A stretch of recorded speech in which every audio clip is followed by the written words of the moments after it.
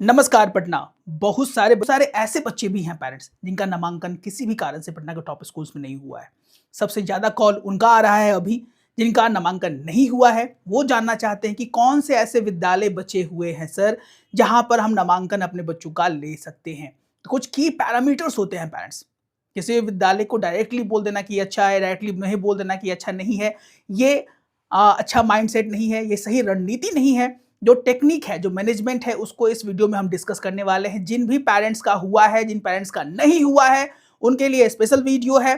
और लास्ट में हम एक बहुत अच्छा बोनस टिप भी देने वाले हैं वैसे पेरेंट्स के लिए जो क्लास 3 से लेकर 8 तक अच्छे विद्यालय की का राह टटोल रहे हैं। जी हाँ, आइए शुरू कीजिए अपना ये प्यारा सा वीडियो। अमूमन पेरेंट्स आप जब भी जाइएगा विद्यालय में तो कुछ की पैरामीटर्स होते हैं। इसको अगर आप चेक करने का प्रयास करें तो आपके सामने शीशे जैसा साफ नजारा किसी भी विद्यालय को आपको मालूम चल पाएगा। पहला जो की पैरामीटर निकल के आता है वह एकेडमिक रिगर एंड मेथड। ये क्या है सर? इसमें डिटेल करिकुलम देखने का प्रयास किया जाता है।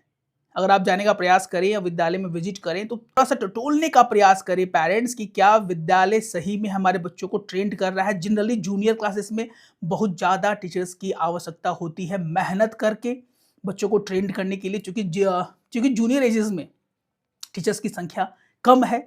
जूनियर क्लासेस में टीचर्स जो है वो इतने कैपेबल मिलना मुश्किल है।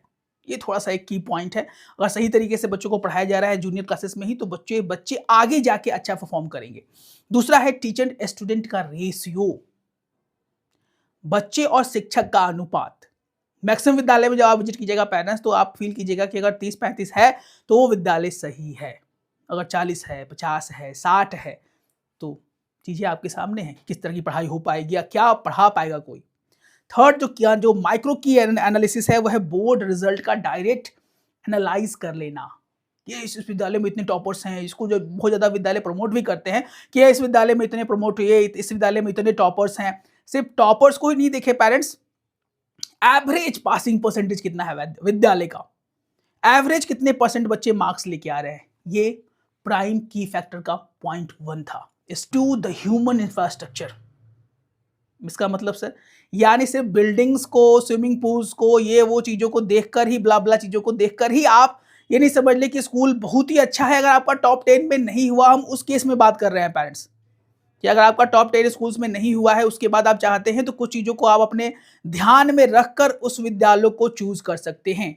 सेकंड पॉइंट पर हम लोगों ने डिस्कस कर रहे हैं द ह्यूमन इंफ्रास्ट्रक्चर। यानी टीचर्स का स्टूडेंट से कनेक्ट क्या है, भाषा कैसा शैली कैसी है बच्चों के साथ, क्या टॉन्ट बिहेवियर है, डू इट दिस, बच्चों है कर लो, तुम लोग तो करते ही नहीं हो। बहुत सारे ऐसी चीजें हैं पेरेंट्स जो मुझे डे टू डे लाइफ में सुनने को मिलती है। बहुत सारी चीजें हैं डे टू डे लाइफ में पेरेंट्स फील करते हैं और डिस्कशन हमारा फोन पर होता है तो चीजें निकल के आती हैं। ये चीजें हम अपने पेरेंट्स को जरूर बताना चाहेंगे। बहुत सारे विद्यालय हैं, नाम किसी का हम नहीं लेना चाहेंगे। पेरेंट्स आप समझदार हैं, समझे सलीके से उन चीज़ों को आप एप्लीकेशन जरूर करें। जब आप भी फिजिकली विजिट जरूर करें कैंपस में, नामांकन लेने से पहले, टॉप 10 स्कूल्स के बाद अगर आप नामांकन लेने जा रहे हैं तो। फाइल एंड टर्नओवर क्या है? टर्नओवर का मतलब टीचर्स कितने दिन टिकते हैं विद्यालय में। साल भर में मान लीजिए कि 12 टीचर्स आए और गए, अब ये चीज़ें सर मालूम कैसे चल पाएगा? वो बच्चों से आप मालूम कर सकते हैं पेरेंट्स की आपके क्लास टीचर कौन थे, फिर आपके क्लास टीचर कौन थे, फिर आपके क्लास टीचर्स कौन थे। अब बार बार अगर टर्नओवर हो रहा है तो समझिए। उसके बाद प्रिंसिपल का विजन क्या है, उनका एक्सेसिबिलिटी क्या है, किस तरह के प्रिंसिपल है, डायनामिक है, एनर्जेटिक हैं या बहुत ही उस तरह के नेचर। तो आप समझिए, इनको थोड़ा सा प्रयास करने का प्रयास कीजिए कि क्या है, चीज़ें क्या है, मुद्दे क्या है। काउंसलर्स की अवेलेबिलिटी है कि नहीं। जनरली टॉप स्कूल्स में एक काउंसलर्स भी होता है। जब बच्चे जब थोड़े से डीमोटिवेटेड हों या थोड़े से लो फील करें, उसको केस में काउंसलर्स उनका मदद करते हैं, उनके मोराल को बूस्टअप करने के काम की जाती है। उसके बाद थर्ड नंबर पे आता है वह हॉलिस्टिक डेवलपमेंट की इंडिकेटर्स होते हैं विद्यालय में।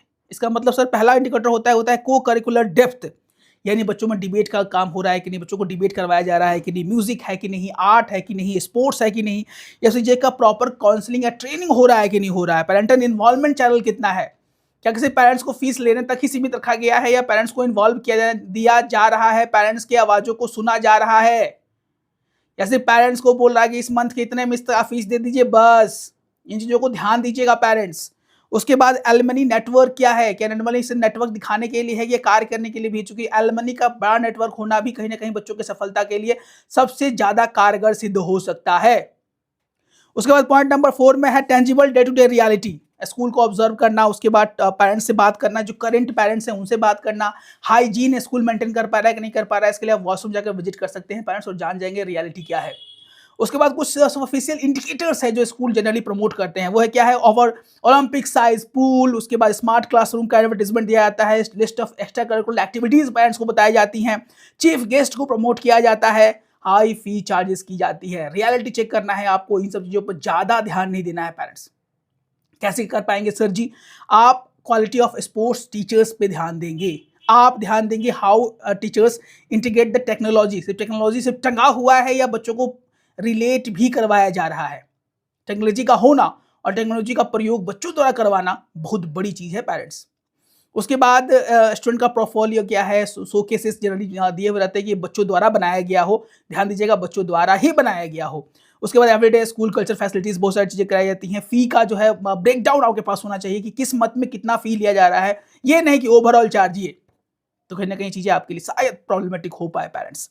इसके बाद जो 3 है वो है एक्शनेबल रोड मैप बना लीजिए आप। पहला क्या है, इंटरनल ऑडिट कीजिए, अगर अपने आसपास के मोहल्ले में घूमिए जो आपको बेस्ट स्कूल्स में नहीं हुआ। उसके बाद दूसरा है रिसर्च कीजिए, थोड़ा सा इंटरनेट हमारा यूज कीजिए, गूगल बाबा यूज कीजिए, चैट जीपीटी यूज कीजिए, एआई का यूज करके कुछ कुछ स्कूल्स के बारे में जितना डेप्थ नॉलेज आप कर पाएंगे पेरेंट्स जरूर कीजिए। थर्ड है शॉर्ट एंड डीप डाइव कीजिए, थोड़ा जाइए वहाँ पे कैंपस पर, जब छुट्टी हो तो पेरेंट्स से या विद्यालय में या टीचर से कॉन्टेक्ट या बात करने का प्रयास कीजिए पेरेंट्स। उसके बाद स्ट्रैटेजिक विजिट कीजिए किसी विश्वविद्यालय में कि क्या है इस विद्यालय की कार्यशैली क्या है। उसके बाद डिसिसिव कन्वर्सेशन कीजिए वहाँ के काउंसलर से, वहाँ के प्रिंसिपल से, अगर मिलने का वक्त मिले तो जनरली बहुत सारी चीज़ें को रोकने का प्रयास किया जाता है पेरेंट्स। तो आप अपने स्वविवेक से इन चीज़ों को जरूर जानने का प्रयास कीजिए अगर आपके पास टाइम है, चूंकि बहुत ज़्यादा इंपॉर्टेंट है। ये 6 महीने 1 साल का खेल नहीं है पेरेंट्स, यहाँ लगभग 10 से 12 साल रिगरस आपको एक बच्चे को लगातार उस विद्यालय में भेजना है with the timely payment and all the important driven of your energy, money and all the important thing and your resources. उसके बाद क्रॉस वेरिफिकेशन कीजिए विद्यालय के बारे में, उसके आइडियोलॉजी के बारे में, उनके जो कोड है उनको बारे में थोड़ा सा रिसर्च जरूर करने का प्रयास कीजिए। उसके बाद चॉइस अटेम्प्ट कीजिए कि क्या है सही है क्या सही नहीं है। ये ऐसे कुछ की पैरामीटर्स हैं पेरेंट्स जिससे आप जान पाएंगे कि अमुक विद्यालय सही है या अमुक विद्यालय गलत है। डायरेक्टली किसी विद्यालय के बारे में बता पाना हमारे लिए भी पॉसिबल नहीं है। पेरेंट्स को किसी नाम को बता दिया जाए कि ये विद्यालय सही है, ये विद्यालय गलत है, ये विद्यालय के लिए भी गलत है। विद्यालय विजिट कीजिए, हो सकता है बहुत बड़ा ब्रांड ना हो वो काम कर रहा हो सकता है कि बहुत बड़ा ब्रांड हो वो कार्य नहीं कर रहा हो। अगर आपका टॉप 10 टॉप 20 में नहीं होता है उसके बाद हम बात करने का प्रयास कर रहे हैं। पेरेंट्स चूंकि जो कंसिस्टेंट लगातार 10 सालों से या 15 सालों से या कुछ सालों से अगर आप टॉप रैंक में आ रहे हैं तो विद्यालय कहीं ना कहीं अच्छा कार्य कर रहा है, तभी उनकी रैंकिंग इतनी अच्छी हो पाती है। पूरे ऑल इंडिया लेवल पर हम बात कर रहे हैं। इसके बाद भी अगर आप मुझे 1-to-1 काउंसलिंग के माध्यम से आप समझना चाहते हैं तो you can call or WhatsApp on our number that is 9472163206। इसमें हम और आप मिलकर डिसाइड कर सकते हैं कि कौन विद्यालय हमारे बच्चों के लिए सही होगा। सर फॉर एग्जांपल आपने डिसाइड कर लिया सर ABCD 4 विद्यालय है, मैंने रिसर्च करके ये चीजें मालूम कर ली, अब आप थोड़ा मुझे गाइड कीजिए कि क्या इन चारों में सबसे बेस्ट कौन है। तो हम अपना गाइड करेंगे, जितना हमारा नॉलेज है, जितना हमारा प्रीवियस नॉलेज है, जितना हमारा रिसर्च है, उसके आधार पर आपको बताने का प्रयास किया जाएगा। पेरेंट्स आप इस नंबर पर व्हाट्सएप के माध्यम से हमारे टीम मेंबर से चैट कर सकते हैं। अगर आप हमारे न्यू फाउंडेशन बैच जो कि स्टार्ट हो चुका है उसमें इनरोल लेकर तैयारी करना चाहते हैं to get the admission in the top 10 top 5 school in Patna Bihar, then what are you waiting for?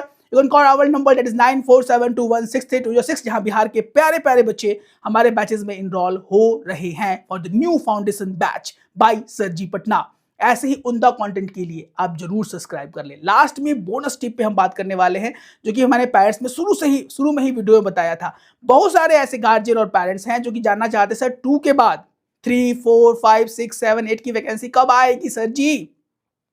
Generally parents top 5 schools की वैकेंसी आने की संभावना है मार्च तक आ जाती है मैक्स टू मैक्स। अभी केवी की वैकेंसी आने वाली है, उस पर हमारा शॉर्ट सीरीज वीडियो चल रहा है, उस पर जाके आप विजिट कर सकते हैं। क्लास 2 से लेकर क्लास 9 तक जो भी टॉप 5 स्कूल टॉप 10 स्कूल अपनी वैकेंसीज आउट करेंगे, हमारा मकसद रहेगा कि आपको सटीक और सही जानकारी दी जाए। लेकिन हाथ पे हाथ रखकर नहीं बैठना है पेरेंट्स। मान लीजिए कि वो स्कूल अपनी वैकेंसीज नहीं निकालते हैं तो आपको ये अपने रूल्स जो मैंने सिखाए हैं या बताने का प्रयास किया है या समझाने का प्रयास किया है उसको आप जरूर इंप्लीमेंट करें। सिर्फ हाथ पे हाथ बैठे ना रहें, थोड़ा सा विजिट कीजिए, थोड़ा सा एक्सप्लोर कीजिए विद्यालयों को, थोड़ा सा घूमिए, चूंकि they are the private school, they can have, you can have the power to visit and search and research all the important criteria. तो मिलते हैं अपने को अच्छे वीडियो के साथ। सब्सक्राइब नहीं किया है कर ले। जय हिंद, जय भारत।